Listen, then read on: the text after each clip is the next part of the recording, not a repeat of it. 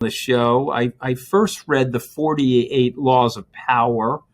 Um, Fascinating book. I don't know when you published that book, but I think I was 50 when I read the book. So that would be 8 years ago. Uh-huh. And I remember thinking, geez, I should have read this book when I was 25, actually. But then I also said to myself, you know what, at age 25, I probably wouldn't have got everything that you said in Right. the book either. So, Right. it's one of these things where I probably should have read it at 25 and then read it again at 50. But let's start there. Finding your power. You you were 40 when you wrote this book, if I remember from our research correctly. How did you master what your power was? Well, it was a journey. It didn't come automatically to me. I had a lot of pain and suffering along the way, of a lot of jobs that didn't fit me very well. And I kind of had to go and learn from this and not get down on myself. And I always thought that I was, I knew that I could write and that I wanted to be a writer. I just couldn't figure out what form it would take. But in the process of apprenticing as a writer, I worked in journalism. I traveled throughout Europe. I worked in Hollywood. I had probably over 60, 70 different kinds of jobs. And I witnessed all kinds of power games being played. I was never the power player. I was always just an employee working, middle level, low level employee, observing the different games that were going on. And so my experience in Hollywood was probably the sharpest among them, where I saw a lot of the manipulative tactics that I discuss in the 48 Laws were actually being used in real life. And as a student of history, I thought, I read a lot of, for instance, Machiavelli is sort of one of the main figures in the 48 Laws. And things that were going on in Renaissance Italy with Cesare Borgia, with the popes, with all the kind of conniving and games playing. The same thing was going on in Hollywood in the things that I was witnessing. A lot less bloody, but still power games. And so my source of power came from just observing this all and saying, okay, I had an opportunity to write a book, which came about in the mid-90s. And I wanted to reveal all of these things that I think are kind of secrets. It's stuff that people don't like to talk about. We don't like to talk about the manipulative side of human nature, which is actually quite pronounced and very strong. You see it as a theme throughout history. People who understand the power game, who have an instinct for it, generally get very far. Other people who can be very talented and creative, but don't understand the power game, they suffer a lot.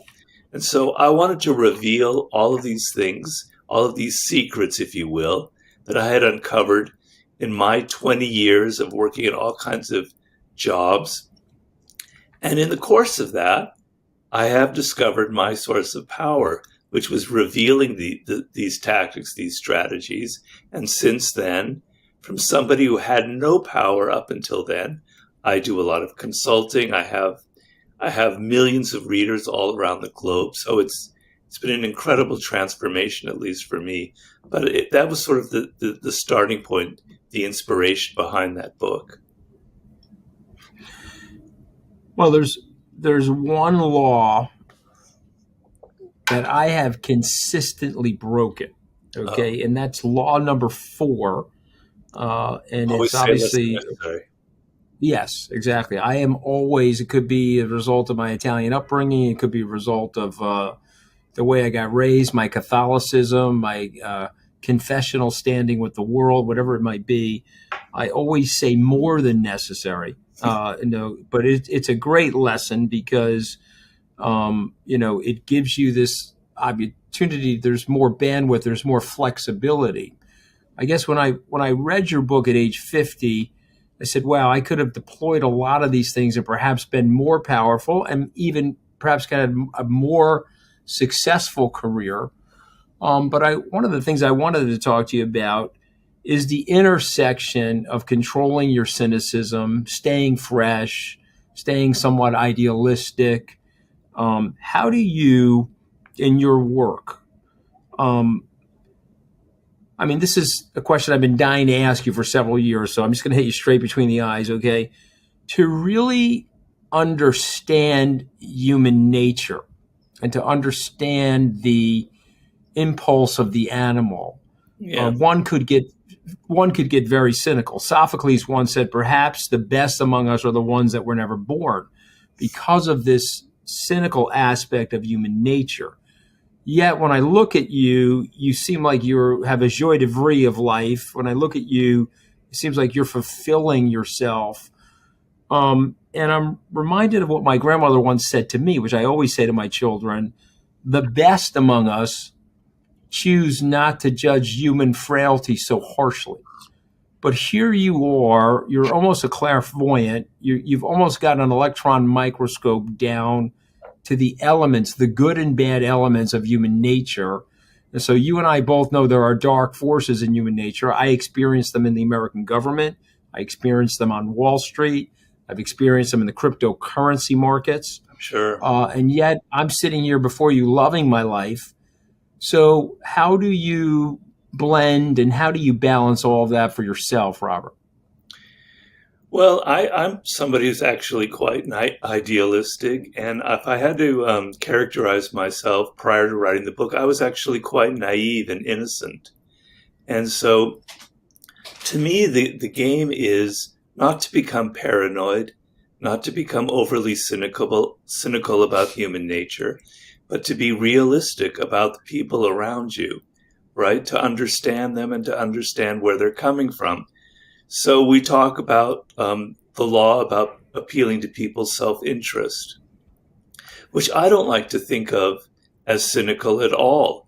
So understanding that people have their own lives, their own needs, that their life is full of pressure, that people never have enough time, and that if you're trying to sell something to them, if you're trying to interest them in your ideas, you have to look at them through their eyes, figure out what it is that they need, what they're going through, and then to make your appeal to them for help or whatever through what they need to kind of supply them what they're missing in life. I don't personally find that cynical. I just find that realistic, right? And so if you go around in life like I did, being completely naive and completely innocent, what happens is you end up suffering a lot, right? So law number one is never outshine the master. And it's a law you violated, always say less than necessary.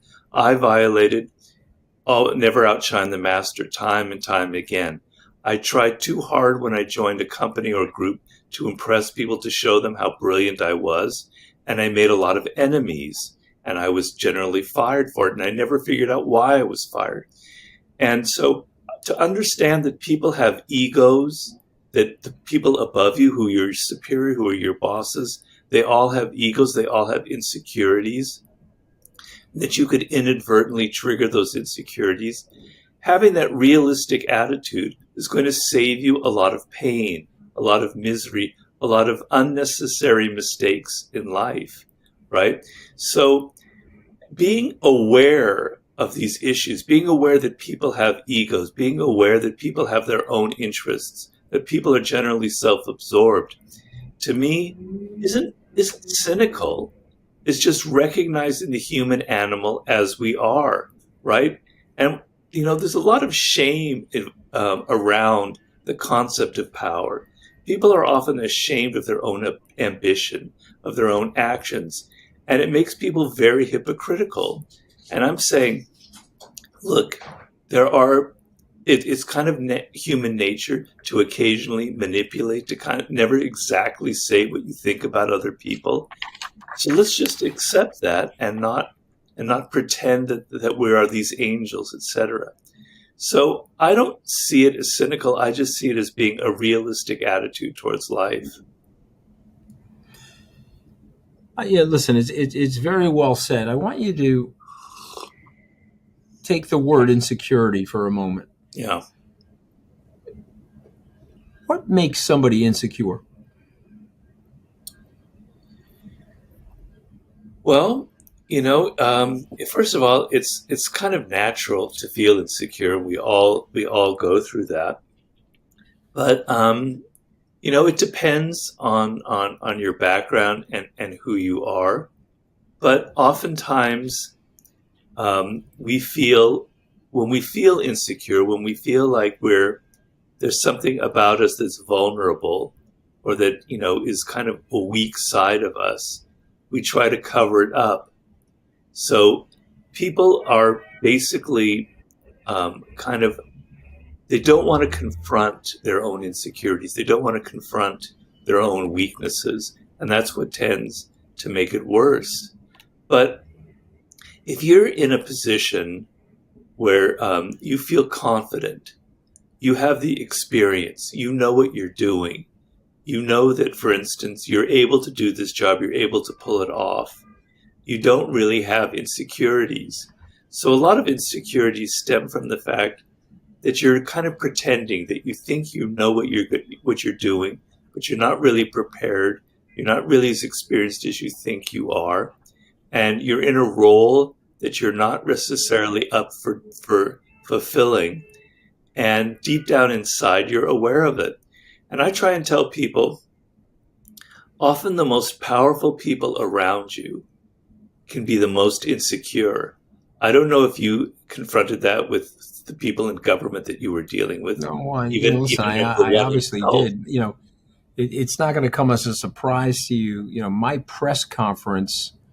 I only did one press conference inside the White House, but General Kelly, who fired me, told me it wasn't the phone call I made to the journalist; it was my press conference that ultimately got me fired because I was answering the question straight up, and it was causing too much attention to be drawn away from the principal, Right. and that was it. And boom. And so no problem. Probably the best thing that ever happened to me was getting fired from the situation, but I definitely violated one of your laws there.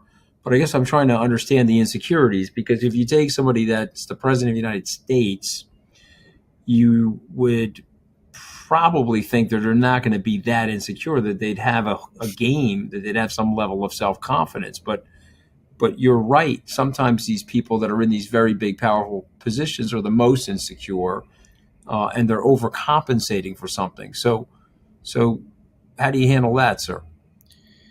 Well, you have to be aware of it, so we like to think, the problem with humans is we take everything upon appearances. If somebody acts like they're very strong and very confident, they're the boss, they reach this, he or she reached this top position, they must be strong, they must not have any insecurities. And I'm telling you, the people who reach the top are often the most insecure because um, first of all, they're much more vulnerable than they were before, right? They have much more to lose than they have before. When you're young and you're starting out, you really have not much to lose when you're in your 20s. But if you become the president or the top of a corporation in your 30s, you now have much more vulnerabilities. You have your reputation at stake. You have people around you. So the other thing that happens when you're in a position of power is everyone around you is a yes man or a yes woman. They're telling you what you want to hear, right? They're trying to impress you. They're trying to get on your good side. So you're never getting an honest appraisal of who you are, and you never quite feel comfortable about it. You never quite feel, do people really like me? Am I as popular as I seem to be? They're saying they love my ideas, etc. But people in power are often very, very insecure about the degree to which they're liked. I think when I look at someone like Elon Musk right now, I see someone who's actually extremely insecure about himself and needs attention and wants to prove to himself that he's as strong and powerful as his reputation seems to warrant, right? And so is kind of constantly playing for attention here. And so when you reach these positions, right, you never quite feel comfortable. You never feel, do I deserve it? Do people really like me as much as they do?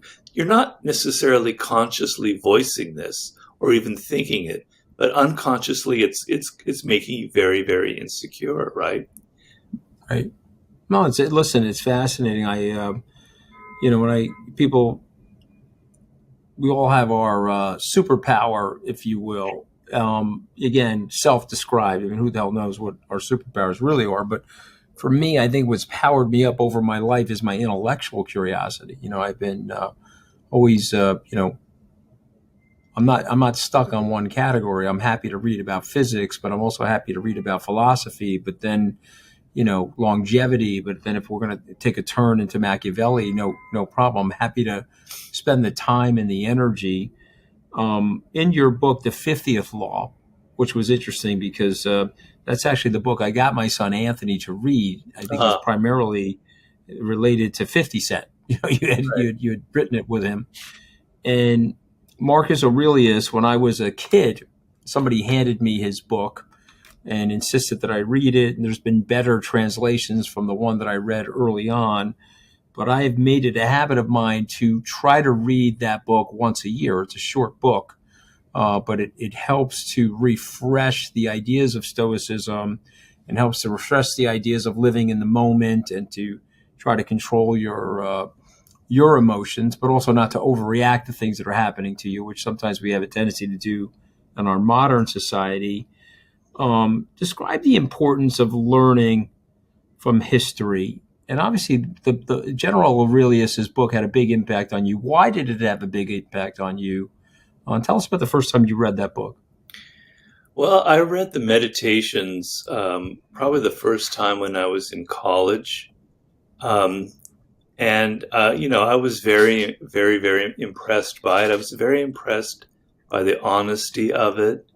He discusses things that most people avoid, just sort of everyday wisdom. The thing about philosophy, so much of philosophy has no application to daily life. You read these academics, et cetera, or someone like Kant or Schopenhauer. It's very interesting, but you don't know how to apply it. But Stoicism or Marcus Aurelius, it was like he was in the room with you. It was like your father giving you advice. It's philosophy Mm-hmm. for how to live your life to the Mm-hmm. best extent possible. Um, but history for me is extremely important because we all need to learn. We all need to expand our horizons. None of us is perfect. Our experience is limited, right? It's limited to the time that we live in. It's limited to the people that we're around, to the experiences that we have. But history is like this incredible vast storehouse, this insanely enormous library of wisdom, of experiences, of mistakes that have been made, things that you can learn from, right? So I think it was Bismarck who says, I learn from the mistakes of other people, right? Because we all make mistakes in life and we learn very painful lessons from them. But in history, there are thousands of these lessons, right? And so the other thing that history gives you is it gives you a sense of proportion. It gives you a sense that things are relative. So when people get all excited in the moment like they are now about certain trends going on about, this is what's happening to America, or this is what the moment that we're living in. When you read a lot of history, you're able to stand back and go, wait a minute, this is going to pass. This moment in history is going to pass. It's just a phase that we're going through, and things are continually repeating. What seems to be something that's never happened before, like the crash of cryptocurrency, has happened thousands of times before in our past with all kinds of speculations and all kinds of financial bubbles, et cetera, et cetera. Nothing is new. So reading history it's just like continually expanding your own experience and giving you lessons and wisdom that you can't necessarily get from the narrow experiences of your own life. I mean, listen, it's incredibly well said. I do draw from history. I think it does. It provides an anchor. It's almost like a grounding wire. You're able to step back a little bit and be a little bit more dispassionate about what's happening to you on a day to day basis. I want to move to the dark side for a second. Sure.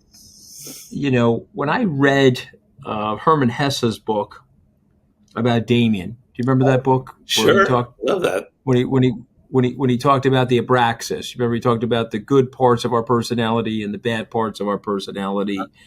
When I read your books, I really do feel like I'm cycling through Western and Eastern literature, and I'm like, oh wow, Robert's brilliant. He got that from Damien, or wait a minute, he may have gotten that piece from Siddhartha, or wait a minute, obviously he probably read Magic Mountain to have this Yeah. distillation from Thomas Mann. And so we have this dark side. The dark side is interesting because we're all human. Even the worst among us, Robert, are human. And we have a tendency to demonize the worst among us and try to make them either different from human.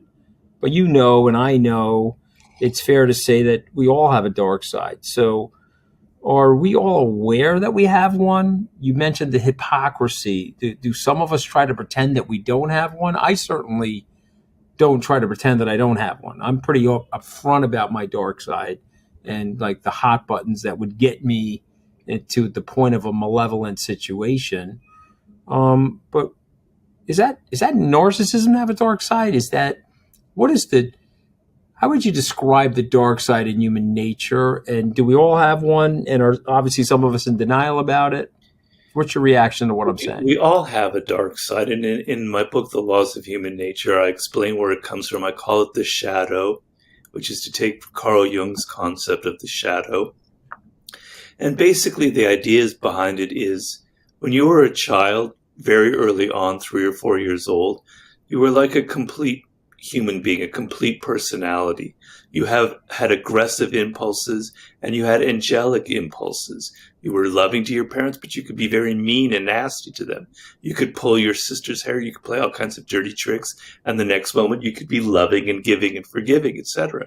You were this complete person, right? You had all of these impulses that were natural to you. And then what happens is you get older, you go through school, you get 5, 6, 7 years old. People start telling you, Robert, you have to stop behaving like that. You have to be nicer to your sister. You have to be nicer to your parents. Teachers start telling you, this is what you should be doing. This is what you're not good at. This is what you're good at, et cetera, et cetera. Your peers, you're feeling these pressures to conform, to appear to be a nice person.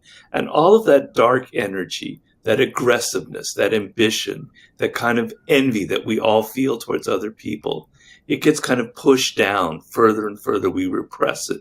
And then by the time we get into our 20s, that part of our personality is so completely repressed and forgotten that it sneaks out in moments that we're not even aware of. It comes out in sudden bursts of anger. And we could say to ourselves, God, I got so angry at this person, like I was going to kill them. Where did that come from? I'm not normally like that. And then you'll say to yourself, well, that's not who I am. That was just some circumstance. But in fact, that is exactly who you are. That is your shadow communicating. That is that 4-year-old, that 5-year-old inside of you that is actually trying to come out. And so the problem, Anthony, is some people are complete denial of it, like the social justice warrior kind of cliche. They think that they're so righteous that they have no dark side.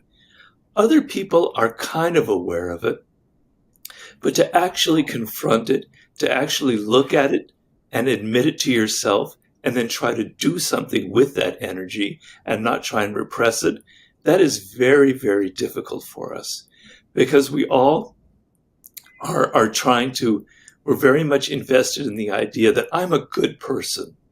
I'm rational. Self-identification. Yeah, exactly. I'm rational. I'm moral. I'm generous, etc. And then to actually have to confront the truth that there's another side of you that isn't necessarily so good is very painful, but it's very, very, very necessary. And I explain in the book that this dark side contains incredible amount of energy and power behind it. If you understand it, if you confront it, and if you channel it to something that's more productive and more pro-social. So many people are kind of aware of their dark side, but they're also very much afraid of it. And so they go kind of halfway and they never sort of incorporate it into their personality. I think it's a fascinating part of your work. I'm going to throw a couple of concepts out at you. So this will be a little bit more rapid fire. These are really things that I've extracted from your books, and you can answer them shortly. Ego. how do we keep our ego in check? We all have one, and we're all faced with it. Obviously, the best story on ego for me is always Achilles after the death of Patroclus, and he's super upset at Agamemnon, and he decides that he's no longer going to fight. He's got his ego in the game. How do we keep our ego in check? Well, you have to be aware of the problem first. The problem that most people have is they're not aware, first of all, that they have an ego, right? They're not even aware that that's an issue, that they're completely self-absorbed and that they're riddled with all sorts of insecurities. And the reason that they're reacting so emotionally is because of some kind of weakness or wound to their ego that you're inflicting on them. So the main way to check your ego, the main way to check any of the negative characteristics in human nature is to be aware of it, to be aware of this is a problem. So I know in my life personally, if I get in an argument, and I'm a great believer that arguments are extremely counterproductive, they generally don't lead to anything good, I often step back, usually afterwards, because I don't have enough self-control in the moment. And I go, that was the reason I got upset, the reason I reacted so angrily is because of my ego. And that, I have to be aware of that. And being aware of it, next time I can keep it in check. So the way to keep it in check is to monitor yourself, to see how much of your behavior is actually being produced or triggered by your ego and your insecurities. Well, I mean, I'll share this with you. It's talk about ego. Ultimately, my decision to work for Mr. Trump was based on my ego. It was an egocentric decision. My wife probably hated Trump almost as much as Melania hates him, Robert. I mean, like, very high threshold. She hates him. Oh my God, can't stand it. And she tried to talk me out of doing it. Of course, we almost got divorced over it. Melania. Oh, Melania hates him. Oh my God. Oh my God. I mean, come on. Come on. I mean, listen, I mean, when the windows open and you hear clippity clop, it's not a zebra, it's a horse. You know what I mean? Just look at her behavior and look at her reactions. And plus, she's got too many tells. It's sort of like a paid job for her at this point, but it's fine. She has her role. It is what it is. But Deirdre, my wife Deirdre, was like, don't work for him. It's going to be very bad for you. You guys will not mix together. Also, you made your own money. He got it from his dad. It's going to drive him crazy. Just don't do it. It's a bad mix. But I didn't listen because my ego dictated that I needed to go work for the American president. So I was a blue collar kid. I went to Tufts and Harvard. I built a successful business. And so now for my personal narrative, I'm going to go work in the White House. You see what I mean? And so it's a cautionary tale about the misuse of ego and not having enough self-awareness or good parts of reflection to avoid that mind. Now, look, the good news is, apropos to your books and a lot of stuff that Marcus Aurelius talks about, is that obstacles and setbacks can be opportunities. I made the most of that disastrous decision and the eventual small atomic bomb that exploded in my life after I got fired after 11 short days. But I did have my ego in the wrong place, Robert, in terms of making that decision. So that's one of the reasons why I asked you about that.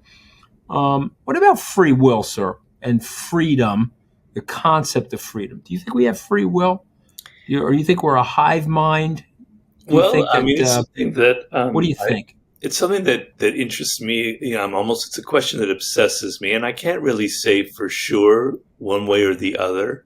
I've always leaned more towards the idea that we do have free will, right? But there's always a sense of fate kind of guiding our life. If you look at your decisions, if you look at your thought process, so often you can't go back and go, was I really in control? Did that really come from me? There seems to be something else operating here. But recently, for my new book, I've been doing a lot of research in neuroscience, etc. And one thing a concept that I found extremely interesting is we don't really have free will according to how neuroscience analyzes what goes on in the brain just the moments before we make a decision. What we have is what somebody has called free won't. as opposed to free will. We have I the love that. ability to have an impulse that comes up from somewhere deep inside of us that we don't control. And we can step back and go, I'm not going to give in to that impulse. I'm going to say Right. no to it. I'm not going to smoke that cigarette. I'm not going to I have love that that. affair. I'm not going to drink here. That is free Right. will, but it's really free won't. It's really something is coming up that you can't control, but you're saying, You, I'm not going to give I, into it. I needed to meet you about 25 or 30 years ago. Okay. I mean, I needed to hear this sort of stuff. Let's switch to the 33 strategies of war. Yeah. Another fantastic book. So much of our civilization and things we take for granted come from warfare, which is highlighted in your book. When Teddy White, who wrote The Making of the Presidency in 1960, had the opportunity to interview Jackie Kennedy after the president died, she asked him what was on his nightstand. He said The Guns of August by Right. Barbara Tuchman. Right. And so when I read your book, I was like, okay, you've read all of this stuff. You've read Clausewitz and Sun Tzu and The Guns of August. And you even, I think you read Rickover. Maybe you didn't, but I think you'd read Admiral Rickover's stuff because Sure. it was all in there. Even Eisenhower's diaries of D-Day, I felt, were in your book.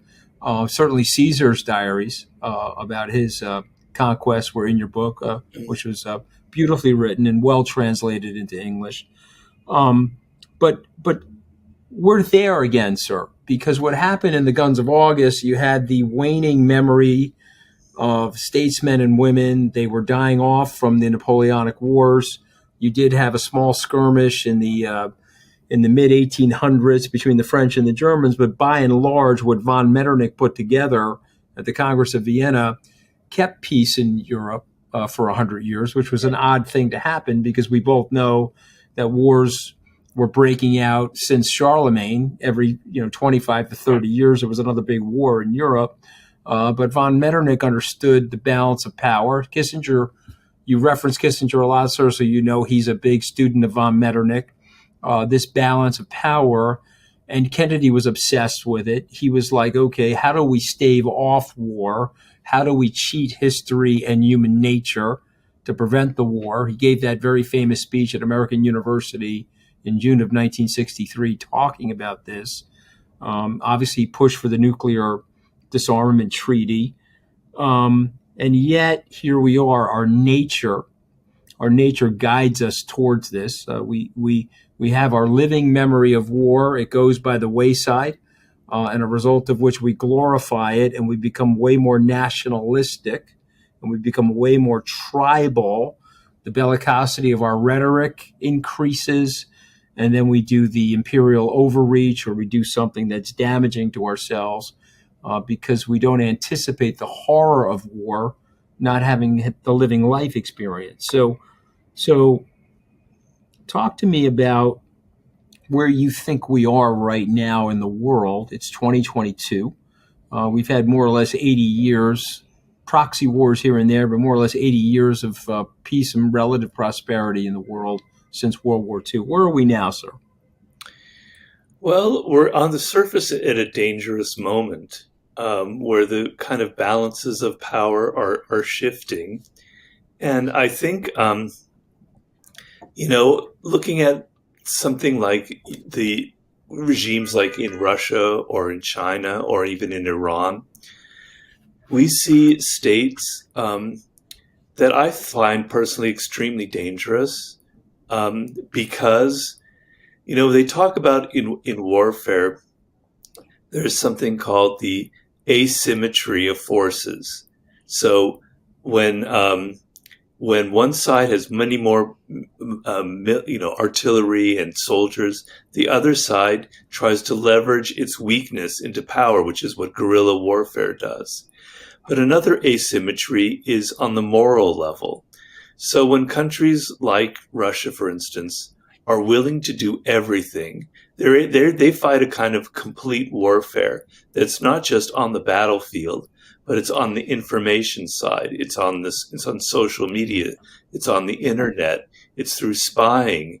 They do. This is something that came from the Soviet Union, etc. They practice total warfare, using politics, using culture, using everything at their means. Disinformation, It's, server farms, tribal identification to yeah. force more dissension.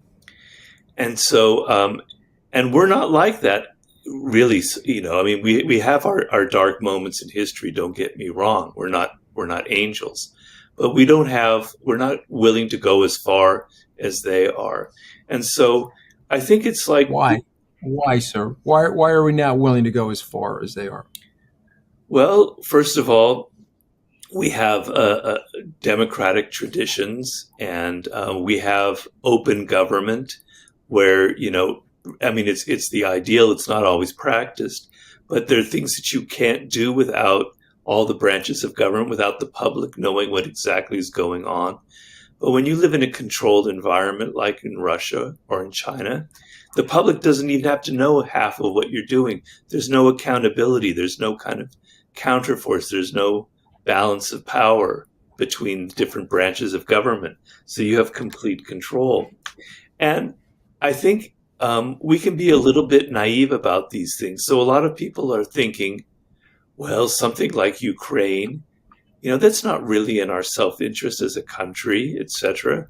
And I think it's extremely dangerous that we've seen through history people like Hitler, that when you signal to them weakness, that is extremely dangerous. The only thing they respect is strength, right? And you have to show that to them. And so by demonstrating the fact that we're drawing a red line with Ukraine or with Taiwan, which might very well be happening soon, because things I think are going to happen there at some point in the next 5 years or so. By drawing a red line, we have a deterrent capability and we can control that. But by signaling that we're turning inward, that it's only about Fortress America, I think is very, very dangerous. So on that side, Right. Well, I'm more on the realpolitik, more on the Kissinger side of having to look at the whole global picture. And so I think in general we're living through a dangerous moment where there's not a kind of a real balance of power here, where things can spiral out of control. It's not necessarily what led up to World War I kind of thing, but it could very easily happen. So it's a worrisome moment. I don't know if you had a chance to read Destined for War by Graham Allison. I don't know if you would recall that book. He was the dean of the Kennedy School. When I had the opportunity to interact with President Xi's team from China, this is going back to the transition. President Xi brought that book with him to Mar-a-Lago in Wow. April of 2017. Wow, Yeah. that's fascinating. And so I had the opportunity to have read the book prior. So I was one of the people, at least in the administration, that was conversant in the book. What was the book about? There were 16 episodes throughout modern history Right. where a rising superpower was threatening the existing power structure. Of course, in those 16 episodes, 12 of them ended up in war. The ones that didn't, there was understandable reasons. When Great Britain was in decline, but America was rising, there were enough in terms of kissing cousins. They had the same sort of system, the same common law inheritance from Great Britain, sort of kissing cousins, if you will. So the British were more easily and readily acceptable of the American rise. But now you have religious differences, you have economic differences, you have political differences in terms of an open system versus a closed system, and you have one power rising, threatening the existing power structure. Some of the stuff that's going on in the Ukraine is a signal, frankly, to the Chinese Very from the much so. West. Yeah, so we both realize that. And so, my position has always been that we need a transformative Western leader that's able to distill these elements of what I'm discussing with you and then to help the West, to guide and lead the West as opposed to react to what's going on, to lead the West to better decision making and almost remake, enforce a reordering of things. And again, not a new world order in the conspiracy sense of the nonsense on the web, but just to say, okay, what if we were coming out of war right now in 2022? How would we remake the world, okay, to forge a newer, fresher post World War II order, if you will? Because unfortunately, the artifice of the post World War II order, the acronyms of all these, the IMF, the UN, all the World Bank, all of these different things, they've had a good role. NATO, but we need a different rubric now. We need a different footprint. Yeah. It would require a Western leader to see that, to push that, and then to sell that not only to other Western leaders, but to the populations in the West to recognize, hey, we may have to give a little here to India or China. We may have to give a little on the fringes of what we're doing in order to make sure that we can guarantee another generation or 3 or 4 generations of peace. So you get all of this. So this is why I was so fascinated to want to talk to you. How do we get better leadership, sir? How do we get better leadership in the areas where we need it? Wow.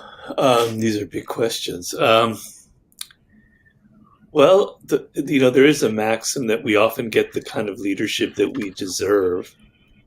So the problem that we face in America is that our thinking is so short term that people in politics that rise to positions of power and political power, they have to think in terms of 1 year or 2 year time frames, election cycles, et cetera, et cetera.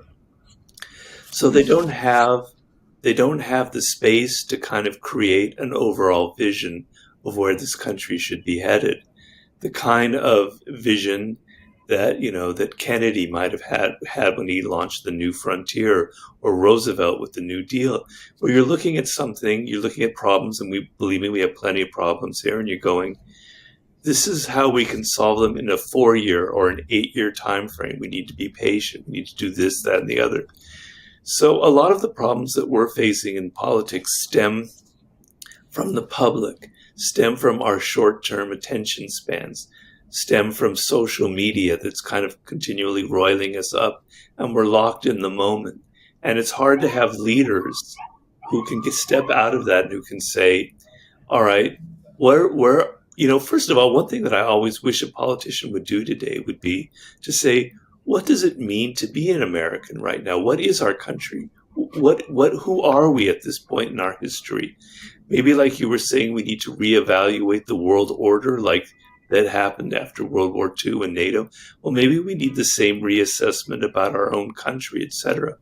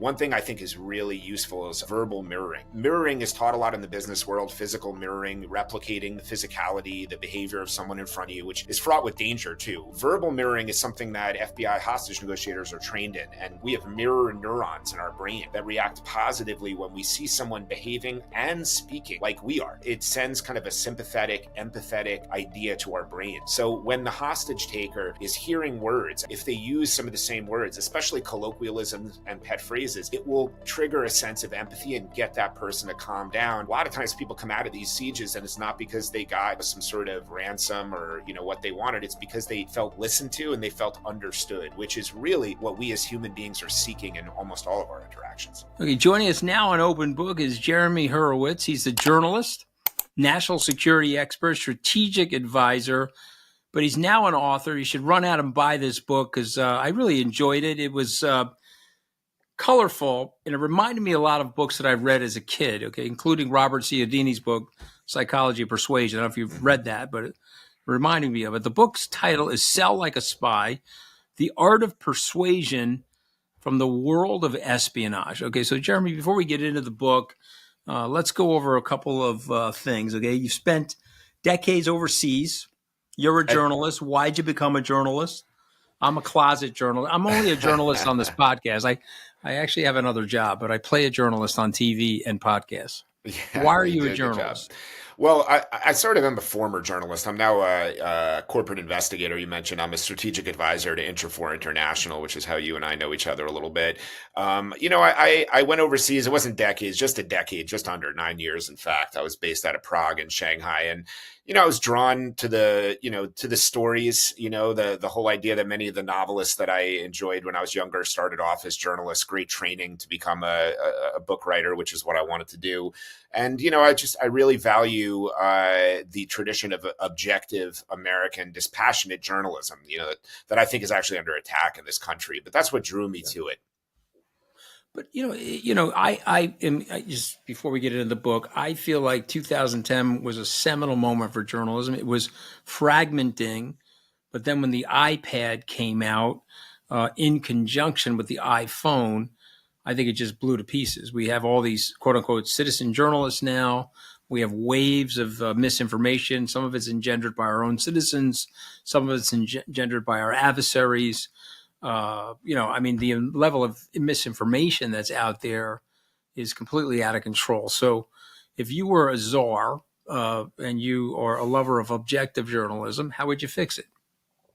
I'd probably reinvigorate journalism schools and try to, really preach that idea of dispassionate journalism. Because, my time overseas working with Project Syndicate in particular showed me that that's not the case in every country, that many countries kind of, have newspapers that hew left or right, and they kind of carry water for those political ideologies.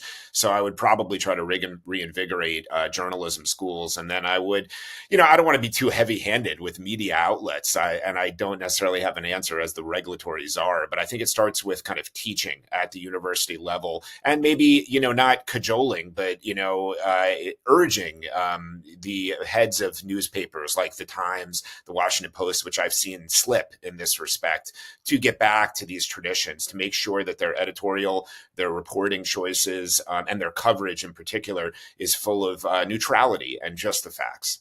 Mm-hmm. Okay, so I like it. That's smart. When I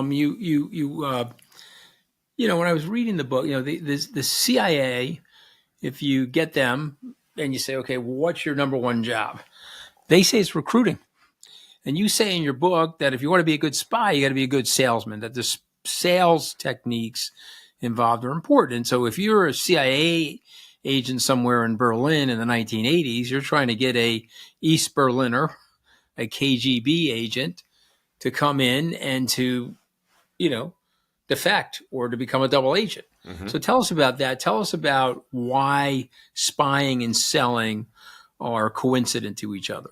Yeah, well, I always say that, and I noted in the book that spies are the world's best salespeople because there's no harder sale to make than convincing someone to buy into treason. And what I tell audiences when I give keynote speeches or when I do sales trainings, that the CIA does a great job in assessing motivation. What is going to be the motivating factor that someone's going to buy into what the CIA is selling? It could be a sick child in an impoverished home country that can't get the care that they can get in the US.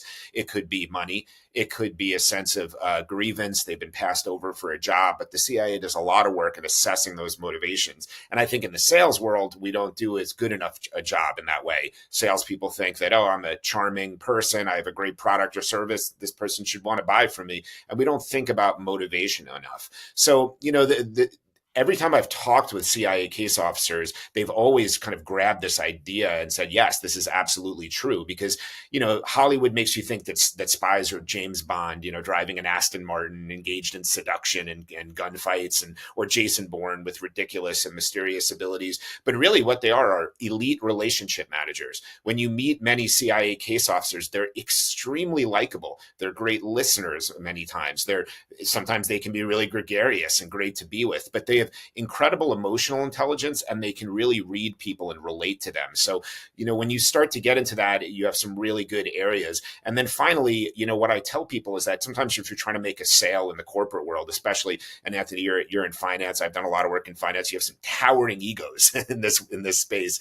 And you have to sometimes get past that. And spies are uniquely trained to leverage what's known as radical empathy, finding that kernel of humanity in somebody that might be really difficult to get to. And, I point to the fact that spies aren't recruiting people they would normally choose to be friends with. It's criminals, terrorists, diplomats from some of the world's most odious regimes. And they're incredibly good at finding that kernel of humanity. So there's so many similar narrative threads in the two different kind of trade crafts on those sides. So I had my first intelligence briefing. I'll take you back to July of 2017. The analyst said something to me that I will never forget. He said, there are workhorses and there are show horses in the government. Okay. What I'm about to give you is a distillation of all the workhorses. They're around the world and they're providing us with this information. And one of the things that struck me about these intelligence briefings is that we just don't know a lot, Jeremy. There's a 40% chance of this, a 60% chance of that. It's not like the movies where you read the thing and you're like, okay, Bin Laden is in the house and about that. We didn't know that. We were taking a good guess at it. I mean, in hindsight, it looks great. It looks like it's not 2020, it's 2010. But I guess what I would say, and I'd like to get your reaction to it, when you think about espionage, how much of it is that sales technique? How much of it is the gut of the analyst, he or she? She's interacting with somebody, she's gleaning information, and she's got to make sure that the person's not lying to them, make sure it's not a double agent. There's all types of derivative thinking that has to go on. Take us through that, if you don't mind. Well, it obviously depends on each situation and the relationship, but you alluded to some of it, spies and FBI counterintelligence agents, other elite government officials, and, they're all over the book, are trained in reading body language and detecting deception. So, they're able to sort of, watch people's body language when a certain question is asked or when they say something, and no one piece of body language is going to say, for sure that it means one thing, but they'll take that in. They'll see, sometimes people could say something while shaking their head. So their body, contradicts what they're saying. So being sensitive to those things, being sensitive to what I call the atmosphere and intangibles, what's going on in the environment around them, who's sitting at the table with them, where are they speaking? This could influence how they speak as well. Gut level, choices or assessments of things they're at their best grounded in deep experience. So a CIA analyst who knows a certain country or region extremely well, listening to the reporting on a particular asset, is going to have, more than just sort of, human instinct. They're going to have expertise that will inform that gut level assessment. But ultimately, espionage and intelligence, whether, it's in the government space or in, the corporate space, which is what I do today with Interfor, we narrow an information gap. And I think that's what that analyst was telling you. If I'm working for a hedge fund today and, they want to understand something about, the potash industry, we might not be able to absolutely tell the hedge fund analyst with 100% certainty what's going on, but we could narrow that information information gap so the trader can make an informed decision. And you, in your former role there, when you were getting briefed, needed to understand what was going on geopolitically to work with the president and policymakers. So they were attempting to help you narrow a gap and make a more informed decision. That's the best that intelligence can do. Yeah, and I would also say that, you're sitting there, you're getting information that's been distilled through other areas of the government. If you're in the White House, these are decisions that couldn't be made by thousands of other people, and so it goes to the president and his staff to try to figure it out. But you say there's one skill that's sort of a universal skill that you write about. Tell us about that universal skill that you need if you want to sell like a spy. I think you're referring to active listening, which I describe as the most important skill that a spy, a salesperson, or just about anybody could have. And universal. It's universal. It's appropriate and applicable in a relationship, commercial relationship, your friendships, your relationship with your wife or spouse or girlfriend. I'm sorry, I didn't mean to interrupt, but I thought that was brilliant. Tell us what active listening is. Yeah, thanks so much. And I was, I'm a listener to your podcast, and I was listening to the one with the gentleman, his name escapes me, about comfort and all of that, and how we eat and all of that. And you were referring to evolutionary traits, and that is at the heart of why active listening is so difficult. It's so important. We can just start with that because what happens when you feel listened to? You feel respected, you feel seen, you feel understood. But we sort of give everybody a broad pass about being a bad listener because we all are essentially bad listeners. We're all listening for a chance to reply. We want the other person to please shut up so we can tell you our interesting and witty reply.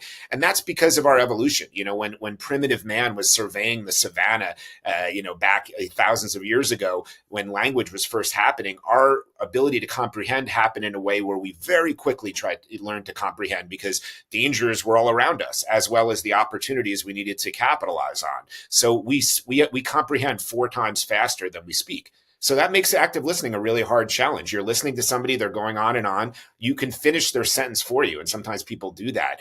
But if you want to make an impression on somebody, you need to train yourself to still your body language, make solid but not creepy eye contact, I always say, and ask a clarification question. Put aside your witty reply that might entertain for a minute, but ask that person a clarification question. So there's a lot of other things I can refer to too that are natural impediments to active listening. And I tell people kind of finally here that you need to commit yourself to growing your active listening practice. There's no one trick. There's, that you can learn to make yourself into a great active listener. I have some strategies and ideas I share with people about kind of, making themselves into their best active listener, but it's something worth committing yourself to and working hard at. Well, so it's interesting. So I had, years ago, I had some media training. And so I was hosting the show Wall Street Week, and Fox said to me, you're good on television, but you suck as a host, and I said, well, geez, why do I suck as a host? Because I was doing exactly what you said. I was sitting there with a shotgun of verbal information ready to blast the host with whatever was in my head. And it took about a year for me to dial into the actual conversation and listen to what the other person's saying, which is why these podcasts for me are so fun because, you've written a great book and you've got great insight into what's going on, and people should hopefully take a moment and listen to what you're saying. I certainly wasn't doing that 15 years ago, so hopefully I'm a little bit better at it now. But when you talk about the word elicitation, which is not solicitation, elicitation, what does that mean to you? Yeah, elicitation is arguably the most popular thing I talk about, and people find it really helpful. I describe it as a more circumspect way to collect information. So, what I tell people is that a lot of times when you meet somebody that you really want to get to know, you start peppering them with questions. But if you do that, you run the risk of eliciting the opposite reply you want to get, which is you can wind up with suspicion or defensiveness or cynicism. It's not where you want to be. But if you can leverage, again, human behavioral tendencies to get people to reply in a certain way, you can, learn so many things. And spies are, incredible at this, about eliciting a reply that will help them understand the motivation of somebody, or gathering a piece of intelligence, or even planting an idea with somebody and making an idea theirs rather than yours. I call it the stumbling ask in the book, if you recall that. But, one of the easiest things to understand understand about elicitation is a simple one. It is known as the tendency to correct. So if I say to you, Anthony, isn't your favorite color blue? You'd say, no, Jeremy, my favorite color is not blue, it's green. Human beings are vain, and they're always going to correct the record about anything about themselves. So, look, people are very varied. You might run into somebody who doesn't, but 9 out of 10 times or more, even someone is going to correct the record about themselves. So, if you're looking to learn something about somebody, you can just throw out something you either don't know if it's true, kind of fishing, or even if you know it to be false, and watch them correct the record. And there are a variety of ways that we can elicit other information as well. Well, I totally agree with you. When people say that it only lasted 10 days in the Trump White House, I do correct them. I say, no, Jeremy, it was 11 days. It was a full Scaramucci. Yes, it was. And when Trump trolls me on Truth Social and he calls me a major loser, he does cite 11 days. He doesn't say 10. So I sort of feel like the president should be the official scorer. Okay, so I'm going to ask you this question, okay? And it really comes from the former FBI chief negotiator, Steve Romano, where you interviewed him, you interviewed a couple other guys. But the question is, what is the most surprising lesson? Here's a guy who's the chief negotiator for the FBI, hostage negotiations, all different types of things he's got to deal with. What does he go into those negotiations with? What is he thinking about? What's the lesson?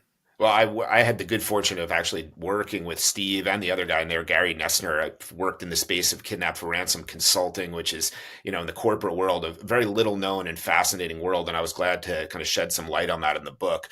But there's a lot of things that these rather extraordinary professionals do. One thing I think is really useful is verbal mirroring. So, mirroring is taught a lot in the business world, physical mirroring, replicating the physicality, the behavior of someone in front of you, which is fraught with danger too. We could talk about that, but verbal mirroring is something that FBI hostage negotiators are trained in. And if you think about it, if they arrive at a siege, they can't be in the room with the hostage taker because of a sense of distance there, the danger. So they're talking on the phone, they're on a walkie-talkie, and these individuals are trained to use the language that they're getting from that individual and using it back to that person. Because we have mirror neurons in our brain that react positively when we see someone behaving and speaking like we are. It sends kind of a sympathetic, empathetic idea to our brains. So when the hostage taker is hearing words, and they could be, this person is going to very likely be very different than the hostage negotiator.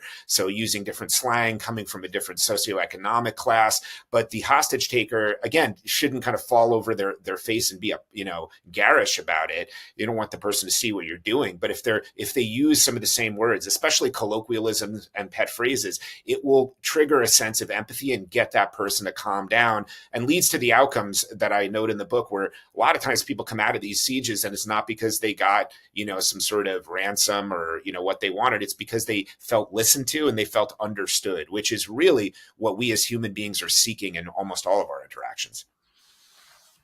It's really good stuff. Okay, so I'm down to the 5 words. If you've listened to the podcast, sounds like you have. I have. We call 5 words. We want the author to give us a reaction. So if I say the word persuasion, you think about it and say what? I think of the ability to, make someone do something that they probably never thought they were ready to do.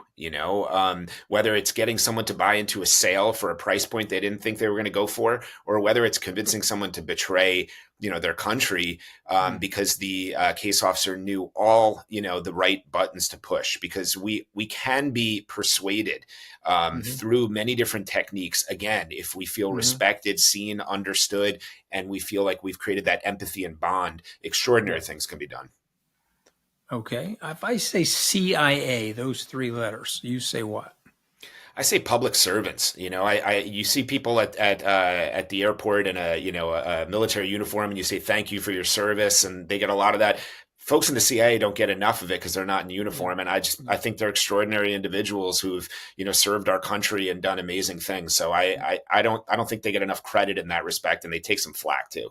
And when they die, there's an anonymous gold star that goes up on the wall in the lobby of the building. It's what about the 3 letters FBI?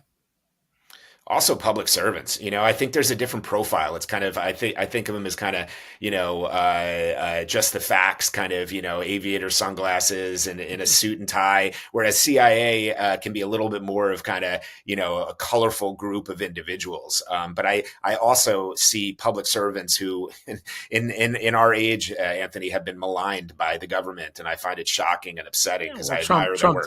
Trump did that. Trump is a useful idiot for Putin. He's of course disparaged all these people, and he's hurt and violated the trust that we've had in these great institutions. It's shocking.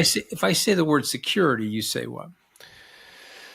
The first thing that just came to mind is fleeting, because I think it always is kind of fleeting, because there's always new threats arising, whether it's, cybersecurity now, or threats from AI, threats from genetic engineering. The idea of security is fleeting. And that's why you need to continue to reinvest in it, whether it's on the government side or the private side in the work that I'm involved in. You need to do kind of a rolling assessment of the risks that you're facing and continue to invest in good measures to, have security protocols in place. All right, last one. Okay. The word spy. Well, I immediately think of a parallel to sales now, because, I that's kind of how it's been drilled into my brain working on this book and doing all this talk. So I think I've taken the idea of spies out of the world of Hollywood and put them into the everyday world. So I think about them as, uniquely gifted social people who have built on their natural gifts and learned techniques to really augment them and do extremely special but low profile key things to keep us safe in this country. Well, listen, look, the book is phenomenal, and I wish you great success with it. The title of the book from Jeremy Horowitz is Sell Like a Spy, The Art of Persuasion from the World of Espionage. But a lot of great life lessons, a lot of great nuggets in there, Jeremy. Thank you for joining us today on Open Book. It's a great honor, Anthony. I really